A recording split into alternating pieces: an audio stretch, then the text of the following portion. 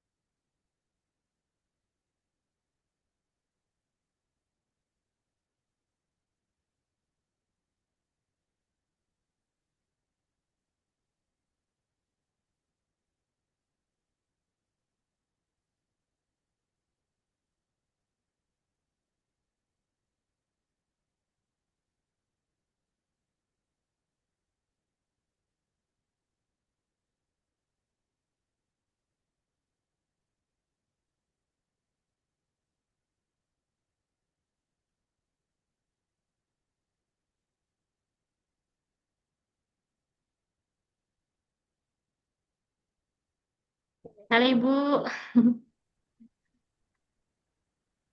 Ya, kita tunggu peserta lain, Bu ya.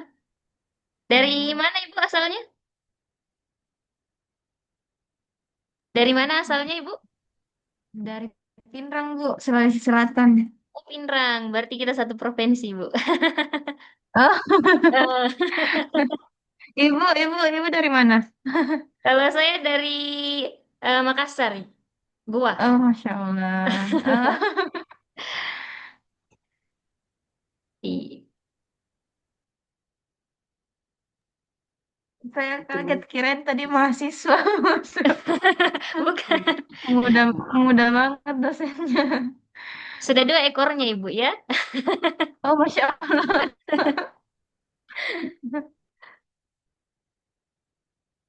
Alumni mana Ibu? Alumni dari ini, apa? Politeknik Pangkep. Iya. Ya, kita sambil menunggu peserta lain ya. Iya. Teman-teman, berarti biji itu kita Halo bermain. Ibu Dewi.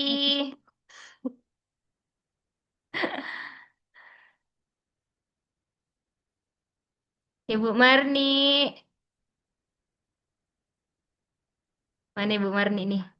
Iya, Ibu. Iya. Iya, jadi web kita hari ini agak terkendala ya, karena Zoom-nya kita Iya, Ibu. yang 40 menit ya. Jadi semoga untuk web kedua tidak seperti ini lagi. Amin. Oke, ini sisa kurang lebih 1 jam. Mohon Eh, matikan ya, kamera, Ibu. Masalah kita di sini terlalu ribut. di mana Ibu? Iya. Mohon matikan kameranya, Ibu. Masalah di sini, Kak, terlalu ribut. Oh iya, iya, silahkan Ibu. Ya, terima kasih, Ibu. Mohon, Ibu. Iya, oke. Ibu Dewi baru bergabung Ibu? Ya tadi di Zoom pertama sempat gabung Ah, ah. separuh jalan. Oh iya. Iya, jadi harusnya kan kita ini pakai Terus MS Team mati Bu kan ya. tadi yang keberapa itu? Ya, Iya. ke 40 menit ya? Iya. Yang menit ke 40. Iya. Iya. Oke, Heeh. baik. Kalau gitu kita Dengar lanjut, Ibu. putus, tadi coba lagi kan kalau membuka di Iya. Iya, oke, Ibu ya. Kita kalau gitu lanjut ya. Semoga tidak ada kendala lagi. Saya share screen kembali ya.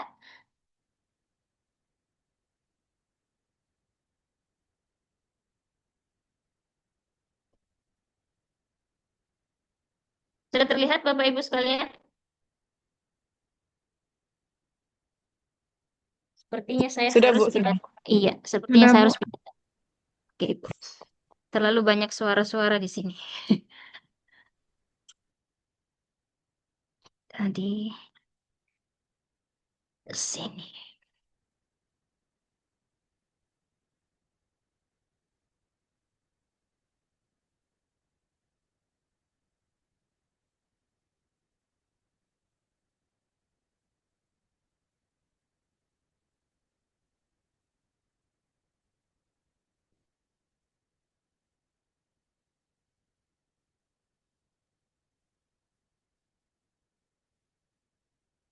Iya, kita tadi sampai di step kelima ya. Choose the empirical variable. Jadi memilih variabel empiris. Jadi ke variabel empiris itu apa? Variabel empiris itu adalah variabel yang bisa kita observasi, bisa diukur, atau diuji secara langsung melalui pengalaman, percobaan, atau data nyata. Artinya variabel ini memiliki dasar empiris berasal dari pengalaman atau pengamatan nyata. Ya, dan bukan sekedar konsep abstrak atau teoritis. Jadi, contoh variabel empiris itu seperti apa? Contohnya, tinggi badan seseorang, suhu udara, pendapatan bulanan, hasil belajar siswa. Itu adalah variabel empiris. Artinya bisa kita ukur, Bapak Ibu sekalian. Ya, kemudian yang ketujuh adalah yang keenam ya, choose the research method. Jadi memilih metode penelitian. Jadi kalau metode penelitian itu ada yang paling mendasar itu ada penelitian, ada metode kuantitatif, metode kualitatif, dan metode campuran. Antara campuran ini maksudnya kita mencampur antara metode kuantitatif dan kualitatif. Ya. Nah, apa itu metode kuantitatif?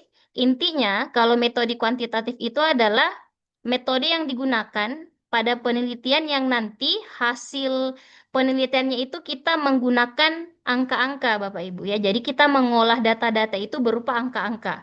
Jadi itu menggunakan metode kuantitatif. Nah, kemudian kalau metode kualitatif ya ini menggunakan data deskriptif.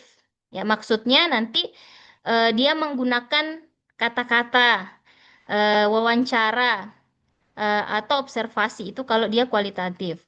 Nah, ciri-ciri kualitatif yang lain itu dia bertujuan untuk memahami makna, pengalaman, atau fenomena secara mendalam. Contohnya kalau penelitian yang menggunakan data kualitatif adalah studi kasus. Kemudian contoh masalah ya yang menggunakan data kualitatif Bapak Ibu, bagaimana persepsi guru. Nah, persepsi guru ini kan tidak bisa menggunakan angka-angka ya hasil penelitiannya, data-datanya, tapi menggunakan kata-kata. Jadi persepsinya itu kita bisa apa namanya data-datanya itu kita bisa kumpulkan melalui wawancara dengan guru-guru seperti itu. Ya, kemudian campuran mix method. Jadi metode yang menggabungkan antara kualitatif dan kuantitatif. Jadi nanti itu ada penelitian yang membutuhkan yang apa namanya membutuhkan metode kuantitatif dan kualitatif. Ciri-cirinya itu contohnya adalah menggunakan survei. Jadi penelitiannya itu nanti ada yang menggunakan survei dan ada yang menggunakan wawancara. Kalau survei itu kan dia menggunakan angka ya, dan kalau wawancara itu dia menggunakan eh, apa namanya kata-kata seperti itu. Jadi untuk melihat efek, misalnya apa yang menggunakan eh, topik penelitian apa yang menggunakan metode campuran, yaitu efektivitas pembelajaran daring, gitu ya. Kemudian apa namanya nih? Yang ketujuh ya, yang ketujuh adalah make a detailed research design. Artinya kita membuat desain penelitian, Bapak Ibu sekalian. Jadi desain penelitian itu adalah rencana atau kerangka kerja yang menjelaskan bagaimana suatu penelitian itu akan dilakukan. Mulai dari mengumpulkan data, menganalisis data, hingga interpretasi hasil, gitu. Jadi desain ini dibuat agar proses penelitian ini menjadi sistematis, terarah, dan dapat dipertanggungjawabkan nantinya.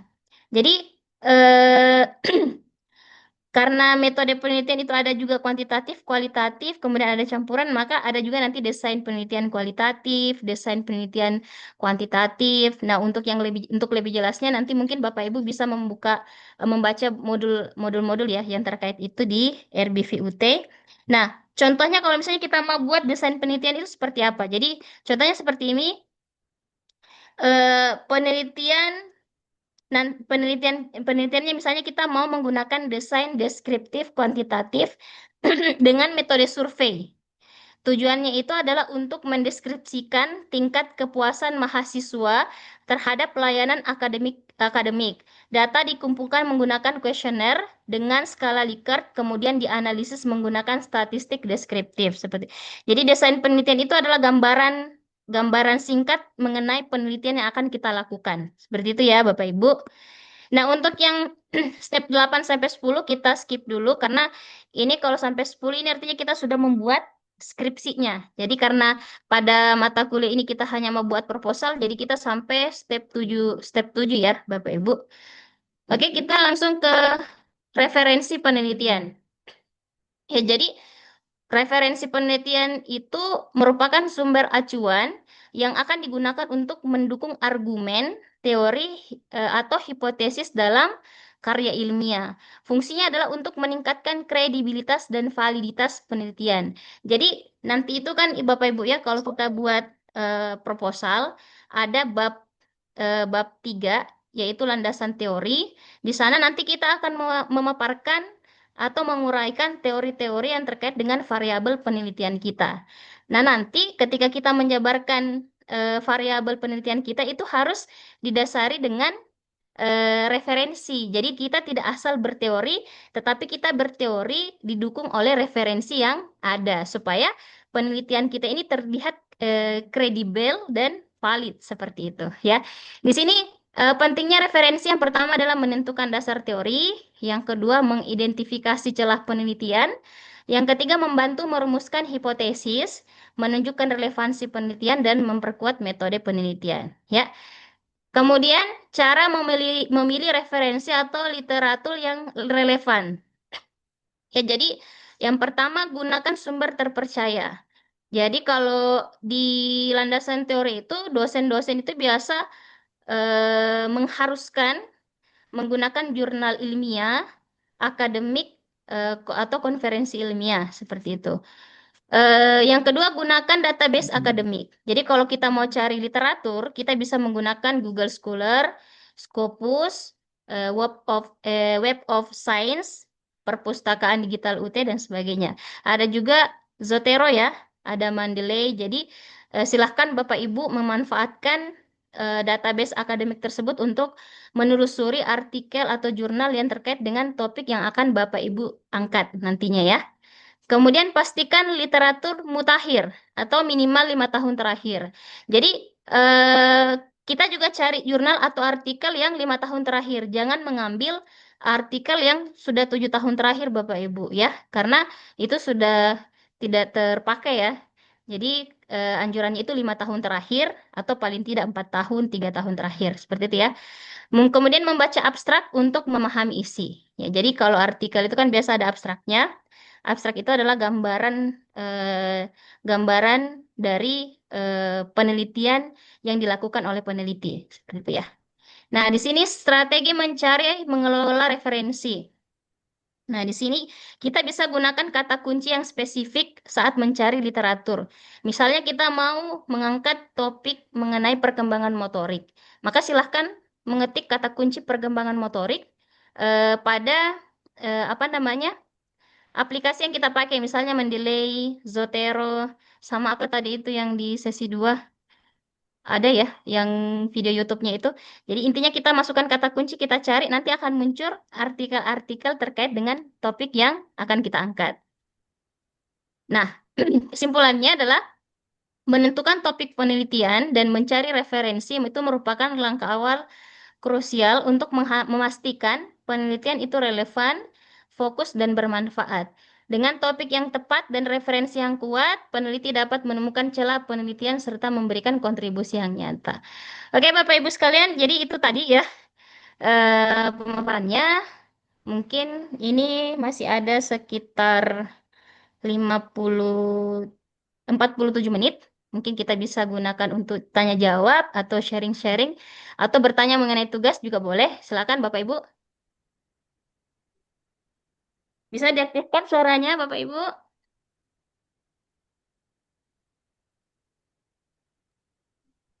Izin Bu bertanya. Iya Ibu, silakan. Ya, silakan Ya, Ibu Dewi. mengenai tugas berarti kita kalau ya kalau mengenai tugas berarti kita bikin proposalnya bisa di sekolah kita sendiri Kak Bu. Boleh, boleh Ibu, boleh sekali. Jadi Ininya eh salah sampelnya satu tuh ya silakan Ibu. Ya, halo.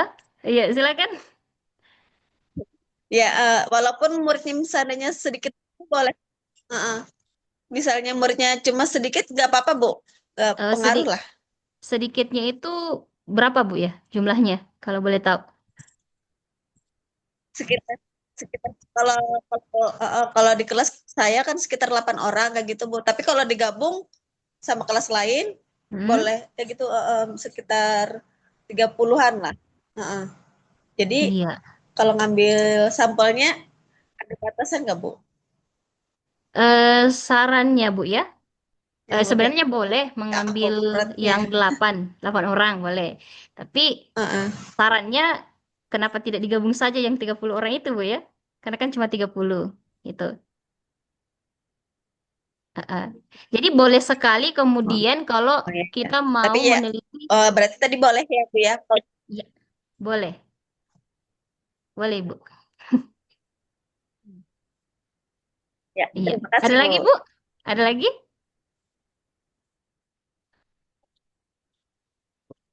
Oke. Yang lain? Ibu Rini mungkin ada pertanyaan atau Ibu Marni. Jadi boleh kita sharing kalau misalnya ada tugas mengenai tugas satu ya. Kalau tidak salah tugas satu kita diminta membuat mencari masalah ya, kayak masalah penelitian atau mungkin saya bisa share screen ya tugasnya. Kita mungkin bisa Ya, Ibu. sharing-sharing.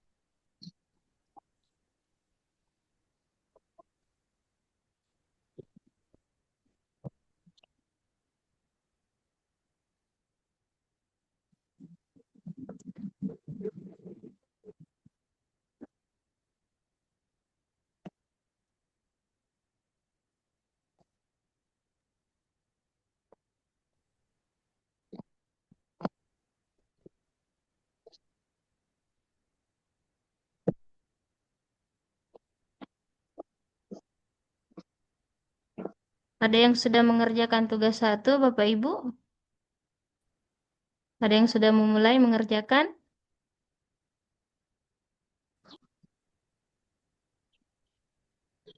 Buat ya. Izin Ibu, kalau untuk mengerjakan belum, cuman kalau untuk menentukan topik sudah ada, cuman nggak tahu ini masuk atau enggak nih. Oh iya, oke. Kalau boleh tahu topiknya apa, Ibu?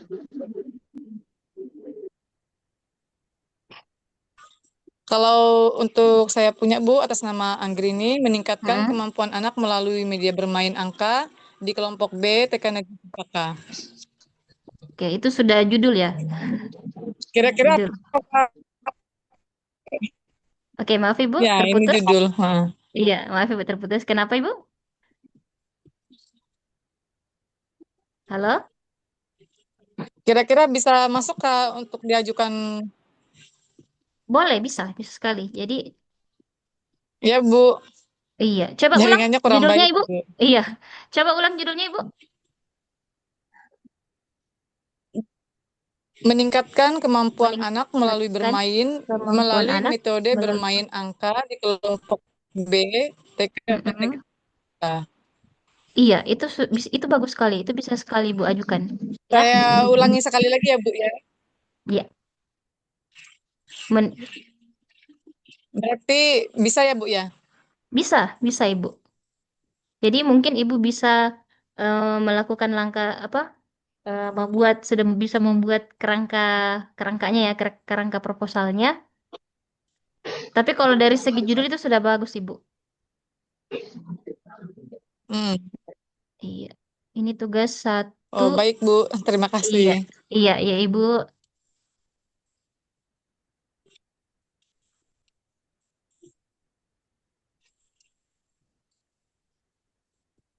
Jadi membuat satu, ya, jadi ya, tugas satu, membuat satu topik penelitian, kemudian mencari, membaca, merangkum, dan mencatat minimal 10 referensi yang terlibat dalam 5 tahun terakhir. Ya, jadi lagi-lagi artikel 5 tahun terakhir.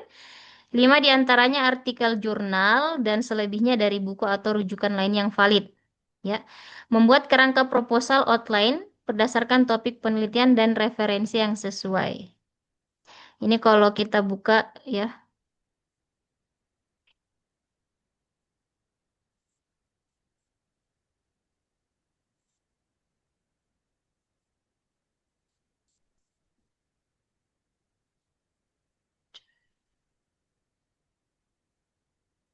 Nah, ini form tugasnya ya, Bapak Ibu. Jadi tuliskan sebuah permasalahan yang terjadi di sekitar Anda. Karena Bapak Ibu sekalian itu sudah mengajar, maka saya yakin banyak masalah yang Bapak Ibu sekalian temui di kelas. Ya tidak, Ibu? Ya. Jadi itu masalah yang kita temui bisa kita angkat sebagai topik. Ya. Ya, betul, Ibu. Tuliskan. Betul sekali. Apalagi kalau anak PAUD ya, Ibu ya. Hmm. Saya mengajar anak kelas 1 SD saja itu bikin pusing kepala. Apalagi kalau anak-anak usia dini seperti itu ya. Betul sekali, Bu. Iya. Oke, yang kedua tuliskan dugaan penyebab. Betul, Bu. Ya, jadi tuliskan dugaan penyebab dari masalah tersebut. Jadi kalau sudah menemukan masalah, nah kita tuliskan kira-kira penyebabnya apa ya? Kenapa kemudian masalah tersebut bisa terjadi? Ya. Yang ketiga tuliskan alternatif solusi yang Anda ajukan. Gunakan menyelesaikan masalah tersebut. Jadi untuk yang ketiga ini, Bapak Ibu diminta untuk memberikan solusi untuk menyelesaikan masalah tersebut. Saran saya adalah untuk memberikan solusi, untuk menemukan solusi terkait masalah yang kita temui, perbanyak kita mungkin bisa mencari artikel atau jurnal yang berhubungan dengan masalah yang kita dapati itu. Nah, biasanya di situ kita menemukan solusi Bapak Ibu ya. Yang keempat, ceritakan secara global masalah yang terjadi terkait permasalahan pada nomor satu dan perkuat dengan pendapat ahli atau penelitian terdahulu. Ya, jadi ini harus disertai dengan referensi ya, Bapak Ibu. Ya, ini sudah ada contoh nih. Nah, kan? Ceritakan masalah atau kesenjangan terkait permasalahan pada nomor satu pada instansi Anda. Minimal 200 kata. Kemudian boleh ditulis dalam beberapa paragraf. Lebih baik didukung oleh data dan penelitian terdahulu. Lagi-lagi harus disertai dengan referensi Bapak Ibu ya. Nah, ini contohnya nih. Oke. Ini yang di atas contoh yang salah ya, yang di bawah contoh yang benar. Seperti ini. Jadi di akhir paragraf itu harus ada disertakan. Ini kan ini adalah apa namanya ini? Pendukung dari ini Karyati 2022. Artinya teori yang dipaparkan ini itu didukung oleh penelitian yang dilakukan oleh Karyati tahun 2022. Ceritakan penggunaan alternatif solusi yang Anda tawarkan pada nomor 3 sebagai salah satu solusi masalah yang terjadi. Ya, ini mungkin bisa dibaca nanti ya. Oke. Jadi nanti silakan Bapak Ibu membaca form tugas di sesi 2. Oke, ada lagi yang mau ditanyakan atau mau kita sharing-sharing di sini Bapak Ibu? Atau Bapak Ibu mau melihat contoh proposal saya? Ya, coba ya. Ini mungkin bisa dijadikan Boleh, Bu. Mohon maaf, ah, Ibu. Boleh. Baru saya tadi, oke. Bu. Barangkali bisa yang Ibu jelaskan ini tadi bisa kirim Kenapa di Ibu? Dikirim? Putus-putus Ibu Marni? Oke. Contoh proposal Ibu kali. Iya, bisa dikirim di Boleh, grup. boleh. Iya. Ya, tesis ini nih.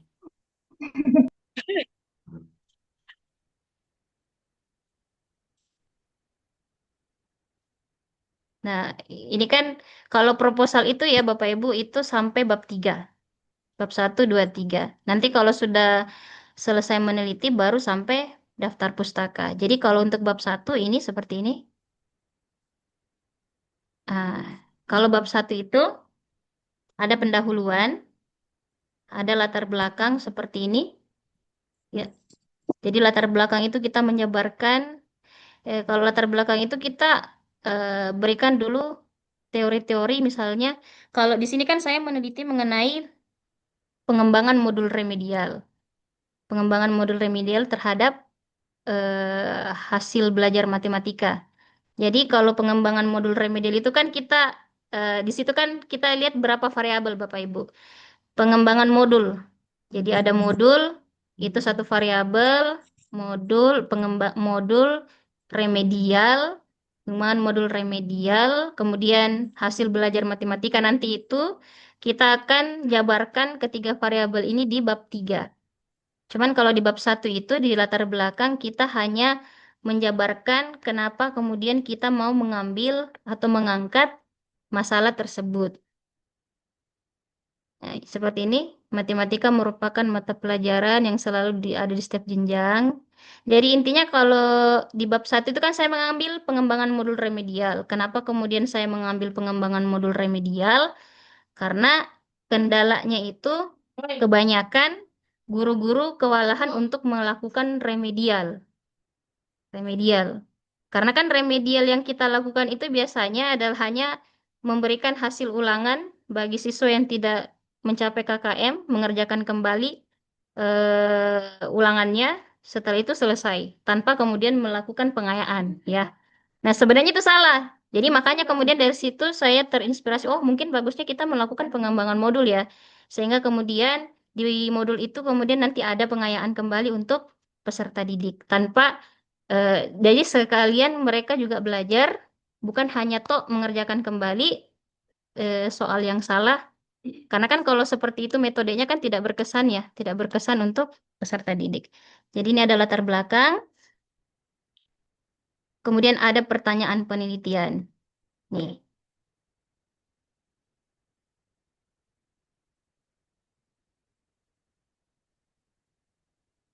Ada tujuannya. Cuman kalau UT mungkin ada format tersendiri ya, Bapak Ibu. Jadi nanti sambil lihat, mungkin nanti bisa saya kirimkan ini ke grup. Cuman nanti dibandingkan lagi sama aturan penulisan UT. Karena jangan sampai berbeda antara UT dengan UNEM ya. Seperti itu. Ini ada batasan istilah.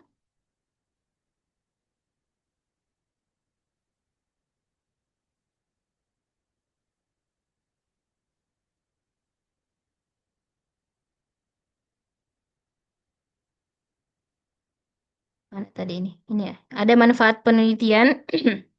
Ya, salah satu langkah untuk menentukan topik penelitian itu kan katanya harus bermanfaat bagi subjek penelitian. Jadi nanti di bab 1 silahkan menuliskan apa manfaat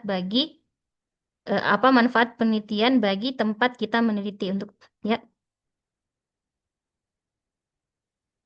Ada pertanyaannya di sini. Berdasarkan latar belakang masalah dan pernyataan masalah yang telah diuraikan, maka masalah yang dirumuskan dalam penelitian ini adalah pertama, bagaimana karakteristik modul remedial matematika berbasis pendekatan matematika realistik, setting kooperatif, bagaimana kualitas modul remedial, seperti itu. Ini bab 1. Kemudian untuk bab 2,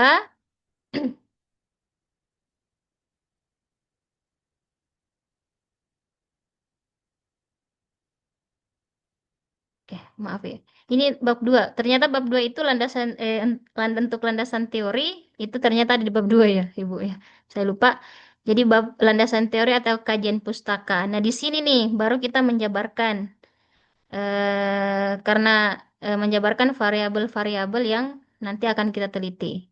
Karena saya meneliti pengembangan modul remedial, maka saya menjabarkan remedial itu apa.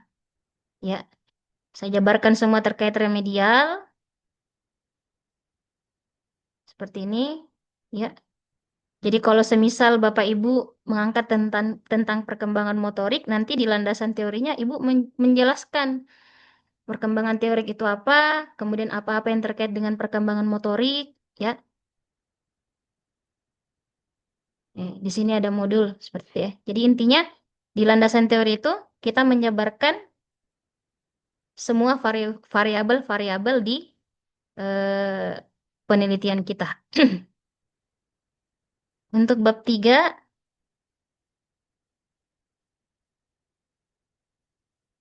nah, untuk bab 3 ini adalah metodologi penelitiannya. Atau secara tidak langsung gambaran bagaimana nanti kita meneliti. Untuk bab 3. Jadi di sini jenis penelitian.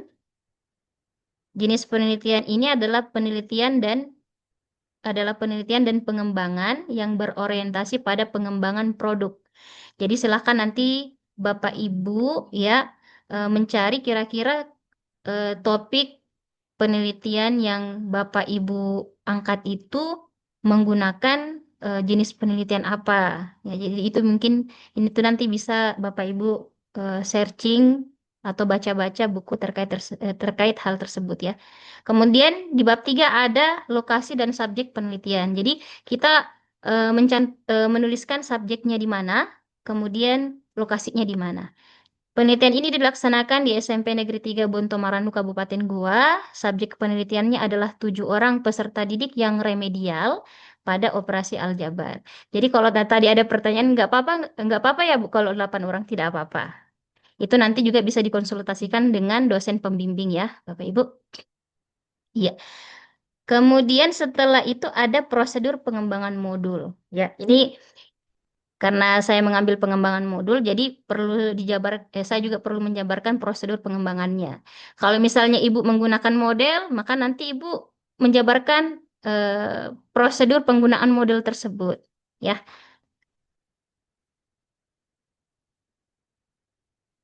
seperti itu. Oke, Bapak Ibu, bagaimana? Ada pertanyaan? Saya stop ya.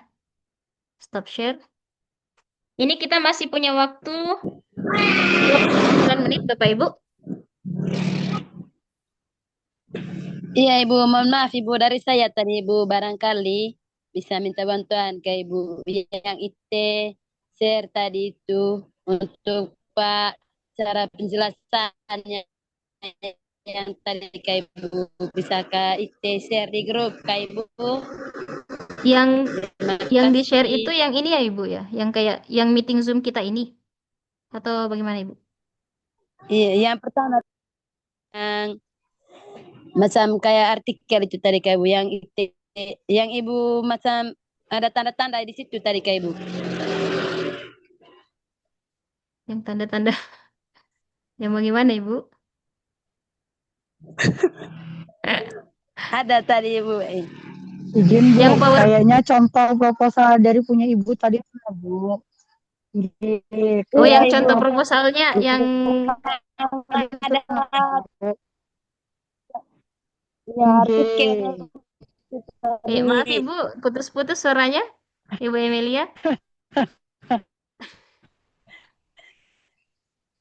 Halo? Contoh aja kayaknya pembandingan Bu jawabkan dari Ibu tadi kayak G. Halo Ibu. G. Oh iya iya. Oke, maksudnya saya share contoh file proposal seperti itu, Bapak Ibu. Proposal G. G. G. Oh iya, Sudah jadi oke ada oke. bayangan Bu karena kita kan udah bisa Iya, bikin Bu. Ibu.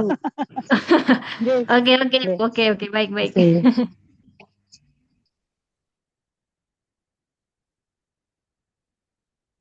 Iya, jadi em, nanti saya akan share contoh proposal penelitian ya, Bapak Ibu. Cuman mungkin nanti juga bisa disesuaikan dengan aturan penulisan UT karena setiap kampus itu kan berbeda-beda ya. Cara cara penyusunan proposalnya, aturan-aturan penyusunannya. Jadi sambil nanti melihat contoh yang saya kirim, Bapak Ibu bisa melihat juga, menyesuaikan juga dengan aturan penulisannya UT. Kalau tidak salah itu ada di sesi 3. Bapak Ibu sudah bisa akses sesi 3?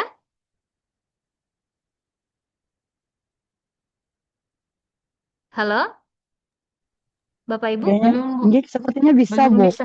Ah, Tapi kalau kita tidak lihat sa- Ya. Belum bisa, Bunda. bisa Iya, Bu ya? mungkin hari Senin baru. Hari Senin. Oke. Ya, kalau tidak salah itu di sesi 3 ada aturan penulisan UT. Jadi, sembari nanti lihat contoh yang saya berikan, disesuaikan juga dengan aturan penulisan dari UT, Bapak Ibu ya. Halo, Bapak Ibu, apakah suara saya terdengar jelas? Ibu, Halo? Bu kalau tugas ini waktunya Iya, satu Bu. minggu. Halo, Bapak Ibu? Halo? Waktunya 1 minggu aja ke Bu. Halo? Kenapa, Bu? Kenapa, Bu? Ya, halo Ibu. Ya, halo, Bu. Oh iya, boleh Ya diulangi? kalau tugas per sesi itu waktunya 1 minggu. Kalau untuk tugas, Tugas coba saya... per sesi itu waktunya 1 minggu aja ke Bu. Biasanya sih Dua 1 minggu, biasanya. Ada di biasanya. grup UT. Cuman kita nanti coba cek lagi deh Bu ya di Ya, deadline pengumpulan tugasnya. Karena kalau tidak salah ada juga yang sampai 2 minggu ya. Tapi kita cek lagi Bu ya di e-learning. Untuk tugas 1 kita lihat deadline-nya sampai tanggal berapa. Atau tunggu ya, coba saya cek di sini.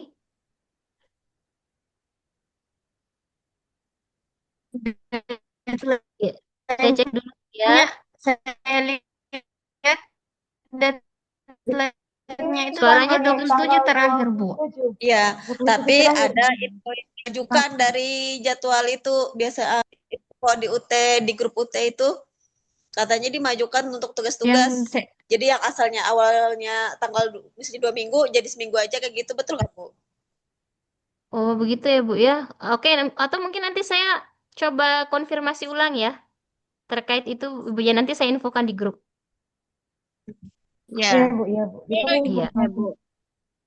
ya nanti saya infokan. Soalnya kan Ini sambil sebelum ya, kenapa sambil Ibu? kerja ini Pak, Ibu susah Halo? ya kalau sambil kerja ini kan susah kalau seminggu aja kayak mepet banget waktu. Iya. Iya Bu, Iya. karena sambil kerja ini Iya. kan biasanya waktunya enggak kalau seminggu aja. Semoga bisa 2 minggu ya, Ibu. Iya, coba saya konfirmasi Amin. dulu Bu ya, Iya. karena keputusan tetap dari UT. Kalau keputusan dari saya, kalau mau Ibu 2 minggu, ya 3 minggu juga nggak apa-apa. Iya, nanti saya coba konfirmasi Bu ya. Iya. Halo Ibu Ya, terima Siwi, kasih Bu. sudah bisa gabung ya? Iya. Iya. Sudah dari tadi tapi videonya dimatikan. Oh, oh iya, oke oke Bu. Di sini masih ada yang belum bergabung di grup WA. Sudah semua ya? Sepertinya sudah semua ini. Sudah, yang di Zoom Ya. ini ya. Iya, jadi mungkin ada dari teman Ibu yang ikut kelas ini tapi belum bergabung, mungkin bisa diinfokan ya, Bapak Ibu. Karena informasi terkait UT atau apa kan kita bisa lebih mudah kalau di grup WA.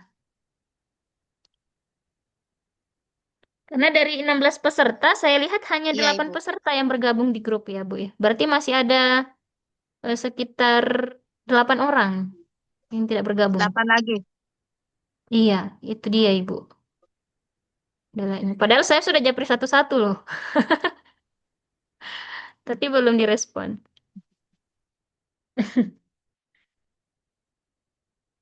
Oke, ini masih ada waktu 22 menit. Saya mau tanya-tanya asal dulu dari Ibu Dewi. Tidak apa-apa, Bu ya. Kita cerita-cerita santai saja begini ya. Karena tidak ada juga pertanyaan dari ibu-ibu sekalian. Ibu Dewi dari mana asalnya kalau boleh tahu? Ya, boleh. Dari Lombok, Dari Nusa Tenggara Lombok. Barat. Jaringannya nggak bagus, Bu ya. Ya. Eh, putus-putus, Ibu.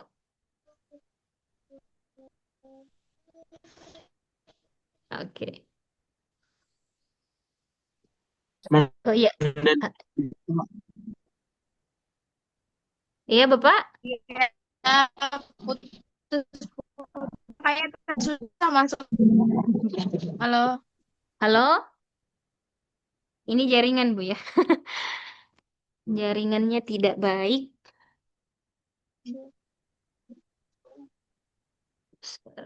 Halo? Suara saya